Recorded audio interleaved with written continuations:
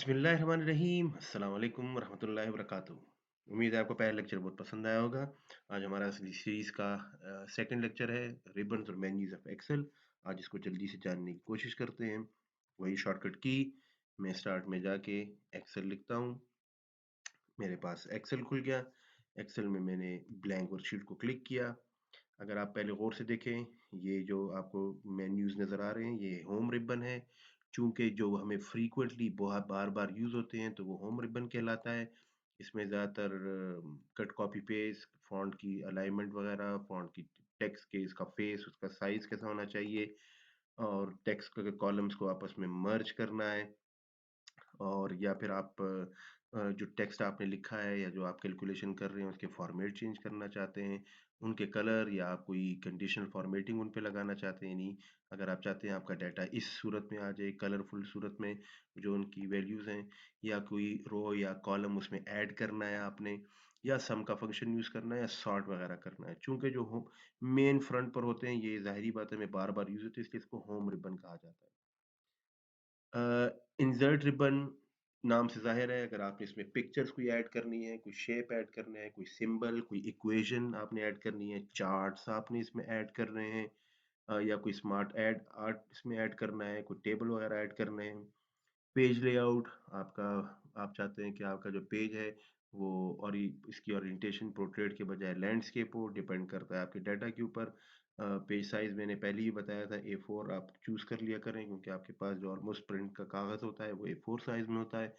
ये टाइटल बड़े काम की चीज है, वक्त आने पे इसका इंडिविजुअल हम एक एक रिबन को पढ़ेंगे इंशाल्लाह।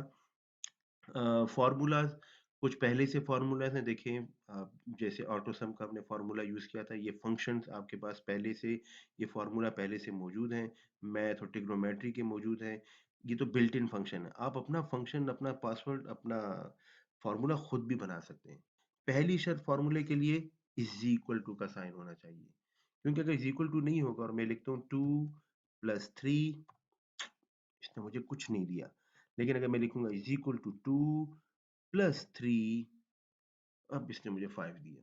तो ये एक्सेल का बहुत ही जबरदस्त काम है, लेकिन शर्त ये है कि इससे पहले इज इक्वल टू का साइन हो।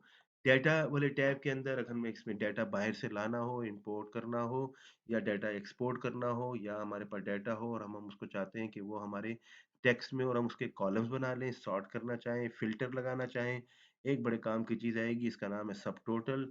या आप इसमें कुछ डाटा के मुताबिक उसकी फोरकास्ट करना चाहते हैं कि ये एनालिसिस इसका कैसा होगा, वो भी यहाँ पर फैसिलिटी मौजूद है।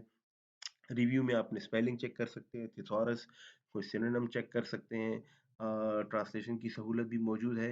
आप अपने डाटा शीट के ऊपर कोई कमेंट ऐड करना चाहते हैं वो भी इसमें आएंगे। व्यू, आपको ये स्क्रीन जो नज़र आ रही है ये इस वक्त नॉर्मल है, आप चाहते हैं कि मुझे पेज ब्रेक व्यू नज़र आए, वो भी आपको नज़र आता है। पेज लेआउट देखना चाहते हैं, अगर आप वेब की सूरत में या रीडिंग की सूरत में देखना चाहते हैं, या फिर वापस नॉर्मल व्यू देखना चाहते हैं, अपनी शीट का साइज जूम करना है, या इसमें कल को हम थोड़ी सी कोडिंग करेंगे तो हमें मैक्रोज यूज करेंगे। एक ज़बरदस्त काम ये, आप चाहते हैं कि आपकी जो कॉलम्स या आपकी जो रोज हैं वो फ्रीज हो जाएं, वो जैसे भी मैं नीचे जा रहा हूँ वो गायब हो गए, लेकिन अगर मैंने यहाँ पर फ्रीज पेन किया होता तो अगर मैं जैसे भी नीचे जाता वो अपनी जगह पे फ्रीज रहते।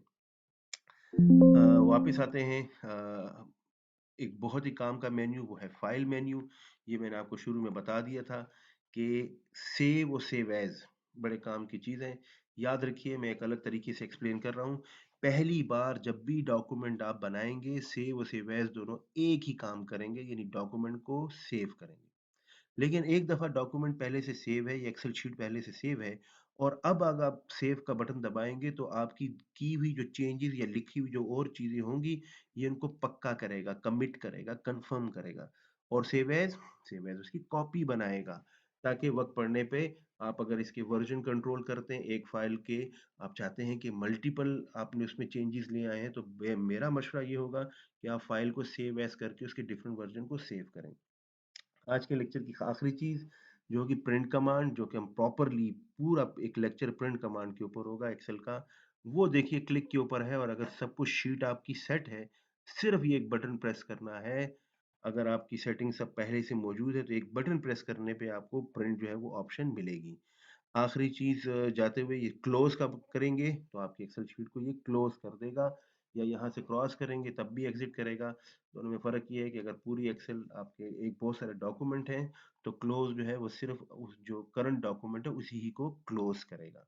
ये आपका मुख्तसर तारुफ था कि इसमें ये रिबन्स हैं, होम रिबन इसलिए क्योंकि इसमें जो फ्रीक्वेंटली चीज़ें यूज़ होती हैं, वो ज़्यादातर आपको यहीं पर मिलती हैं।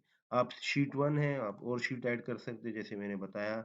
आप इसका साइज़ वगैरह कम कर सकते हैं, ज़्यादा कर सकते हैं, देखने के हिसाब से।